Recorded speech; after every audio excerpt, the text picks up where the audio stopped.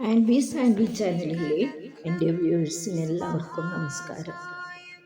ഭഗവാൻ ഗണപതിയെപ്പറ്റി ഒരുപാട് വിവാദമുണ്ടായിരുന്നു. അതെല്ലാം കെട്ടടങ്ങിയെന്ന് വിചാരിക്കുന്നു. പ്രിയ കൂട്ടുകാരെ, ഈശ്വരൻ്റെ സൃഷ്ടിയാണ് ഈ പ്രപഞ്ചം മുഴുവനും. ഒരു വിത്ത് മുളക്കുന്നത് മുതൽ അത് വിളവെടുക്കുന്നത് വരെ, ഇനി വിളവായത് കാലവർഷക്കെടുതി കൊണ്ടും വന്യമൃഗങ്ങളാലും നശിക്കപ്പെടുന്നതും എത്രയോ വിത്തുകൾ ഇങ്ങനെ പാഴായി പോകുന്നു. അതുപോലെയാണ് സകല ജീവജാലങ്ങളുടെയും കഥ. മനുഷ്യരെ തന്നെ എടുക്കാം. വൈകല്യത്തോടെ ജനിക്കുന്ന എത്ര കുഞ്ഞുങ്ങൾ. ചിലത് ഡോക്ടേഴ്സിന് ടെക്നോളജിയുടെ സഹായത്തോടെ ഗണിച്ചു പറയാം. ചിലതിന് ഒരു കാരണവും കണ്ടുപിടിക്കാൻ പറ്റില്ല. ആ വൈകല്യത്തോടെ ജീവിതം ജീവിച്ചു തീർക്കാൻ വിധിക്കപ്പെട്ടവരാണ് അവർ. അങ്ങനെ എത്രയോ പേരെ കാണാം ഈ സമൂഹത്തിൽ. കേട്ടിട്ടില്ലേ, യോഗാചാര്യന്മാർക്ക് പലതും ചെയ്യാനാവുമെന്ന്. വെള്ളത്തിൻ്റെ മുകളിലൂടെയും വായുവിലൂടെയും സഞ്ചരിച്ച് ലക്ഷ്യസ്ഥാനത്ത് എത്താമെന്ന് അവർ നമുക്ക് അത്ഭുതപ്പെടുത്തിയ കഥകൾ ഒരുപാട് കേട്ടറിഞ്ഞിട്ടുണ്ട്. ഇനി കളിമൺ കൊണ്ട് ഒരു ബാലനെ സൃഷ്ടിച്ച് അതിന് ചൈതന്യവും പ്രാണനും നൽകാൻ ദേവി പാർവതിക്ക് കഴിഞ്ഞു എന്ന് പറയുന്നതിൽ അത്ഭുതമില്ല. ഹിന്ദു പുരാണ ശാസ്ത്രത്തിലെ പല കഥകളും അവിശ്വസനീയമാണെങ്കിൽ പിൽക്കാലങ്ങളിൽ അത് വിശ്വസനീയമാണെന്ന് തെളിയിച്ചു കഴിഞ്ഞിട്ടുണ്ട്. വിശ്വാസികൾ വിശ്വസിക്കട്ടെ, അവിശ്വാസികൾ അവരുടെ വഴിക്ക് പോകട്ടെ. ഇതിലത്രയും പറയാനുണ്ട്. ഇവിടെ ഗണേശ ചരിത്രം അറിഞ്ഞുകൂടാത്തവർക്ക് കേൾക്കാനായി മാത്രം പറയാം. കേരളം ഉൾപ്പെടെ ഇന്ത്യയിലുടനീളം ആരാധിക്കപ്പെടുന്ന ഹിന്ദുമതത്തിലെ ആദരണീയനായ ദേവനാണ് ഗണപതി എന്നറിയപ്പെടുന്ന ഗണേശൻ. മലയാളത്തിൽ ഗണപതിയെ പലപ്പോഴും ഗണപതി അല്ലെങ്കിൽ വിഘ്നേശ്വരൻ, അതായത് തടസ്സങ്ങൾ നീക്കുന്നയാൾ എന്ന് വിളിക്കുന്നു. ഗണേശൻ തൻ്റെ ജ്ഞാനം, സമൃദ്ധി, ഭാഗ്യം എന്നിവയ്ക്ക് പേരുകേട്ടയാളാണ്. ഒരു വലിയ ആനയുടെ തല, മധുരമുള്ള പല്ല്, മോദക് പോലുള്ള മധുര പലഹാരങ്ങളോട് ഇഷ്ടം എന്നിവയുമാണ് അദ്ദേഹത്തെ പലപ്പോഴും ചിത്രീകരിച്ചിരിക്കുന്നത്. കേരളത്തിൽ ജനപ്രിയ ഗണേശ ചതുർത്ഥി ആഘോഷങ്ങൾ ഉൾപ്പെടെ വിവിധ ഉത്സവങ്ങളിൽ ഗണേശനെ ആരാധിക്കുന്നു. നിരവധി മലയാള വീടുകളിലും ക്ഷേത്രങ്ങളിലും ഗണേശ വിഗ്രഹങ്ങളുണ്ട്. ഭക്തർ അദ്ദേഹത്തിൻ്റെ അനുഗ്രഹം തേടാൻ പ്രാർത്ഥനകളും മധുരപലഹാരങ്ങളും അർപ്പിക്കുന്നു.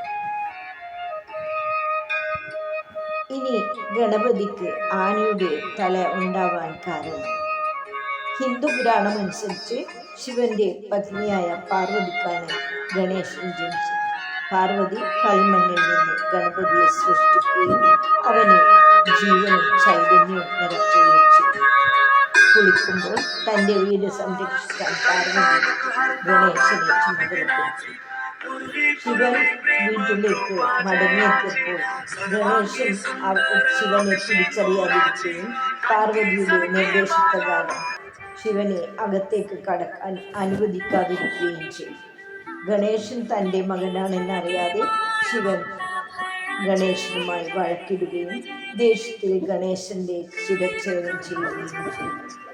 ഗണപതിയുടെ മരണവാർത്ത അറിഞ്ഞപ്പോൾ പാർവതി തകർന്നു വീഴുകയും ശിവനോട് അവനെ ജീവിതത്തിലേക്ക് തിരികെ കൊണ്ടുവരണമെന്ന് ആവശ്യപ്പെടുകയും ചെയ്തു. ശിവൻ തൻ്റെ പരിചാരകരെ അവർ ആദ്യം കണ്ടുമുട്ടിയ ജീവിയുടെ തല വടക്കോട്ടാണെങ്കിൽ കൊണ്ടുവരുവാൻ അഭ്യർത്ഥിച്ചു. അത് ഒരു ആനയായിരുന്നു. അവർ ആനയുടെ തല തിരികെ കൊണ്ടുവന്ന് ഗണപതിയുടെ ശരീരത്തിൽ ഘടിപ്പിച്ച് അവനെ ജീവിതത്തിലേക്ക് തിരികെ കൊണ്ടുവന്നു. ജ്ഞാനം, ശക്തി, ഭാഗ്യം എന്നിവയെ പ്രതിനിധീകരിക്കുന്ന ഗണപതിയുടെ സവിശേഷമായ മനുഷ്യ ആന ഗുണങ്ങളുടെ സംയോജനത്തെ ഈ പുരാണകഥ പ്രതീകപ്പെടുത്തുന്നു.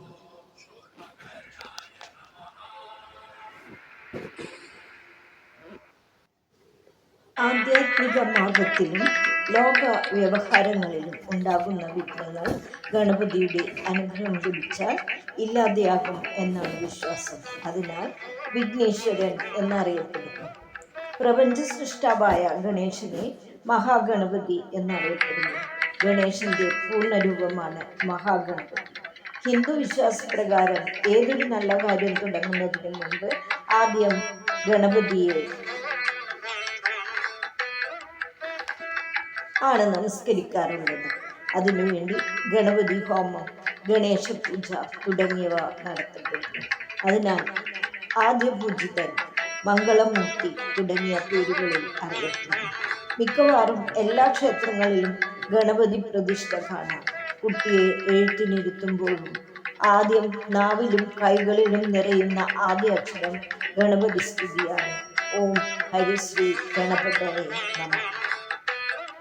പുരാണങ്ങളിൽ ഗണേശ് ഭഗവാൻ പലപ്പോഴും ആത്മീയവും ഭൗതികവുമായ സമ്പത്തിനെ പ്രതിനിധീകരിക്കുന്ന റിദ്ധി, സിദ്ധി എന്നീ ദേവതകളുമായി ബന്ധപ്പെട്ടിരിക്കുന്നു.